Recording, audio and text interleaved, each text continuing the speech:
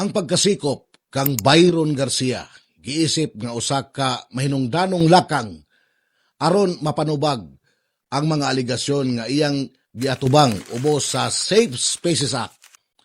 Alang kang Dr.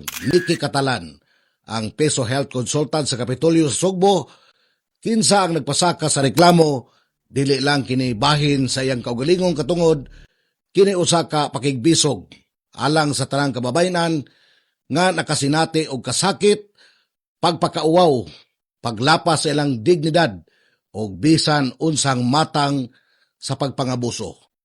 Matod pa ni Dr. Catalan, ipasaka niya ang maong kaso alang kini sa matag babay, buhi man o namatay na, nga nasakitan, gipakaulawan, gilapas o gipasakitan ni Byron Garcia og sa uban pang parehas kaniya og taras.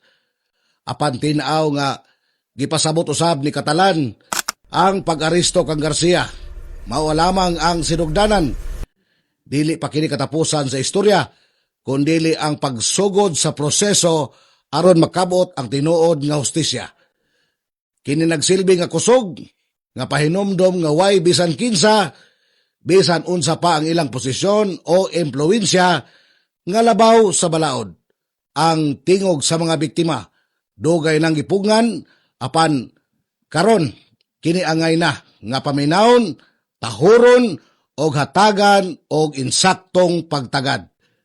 Ang maong paghitabo nagpakita usab sa kamahinungdanon sa atong mga balaod sama sa Safe Spaces Act nga nagpanalipod sa katungod og dignidad sa matag tawo.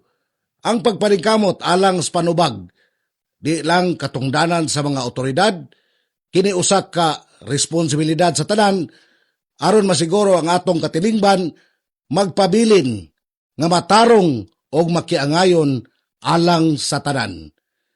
Kini ang firing line sa kahanginan. Arnel Bakalan, ang inyong komentarista on the dot. Proud member of Philippine Press Club Incorporated,